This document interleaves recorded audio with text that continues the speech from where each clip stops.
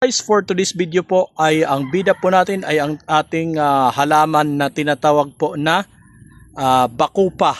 Bacopa caroleana. Ito po yan, isa pong uri ng aquatic plant po guys. Sa mahilig po ng mag-alaga ng mga isda. Ito, napakaganda po ng halaman na ito para sa inyong mga alagang isda. Lalong-lalo na po kapag wala po kayong oxygen or wala po kayong air pump. Ayan, mabisa po ito na panglinis at anti-ammonia po. Tapos tumutulong rin po ito maglinis ng ating tubig sa ating mga aquarium. Ayan.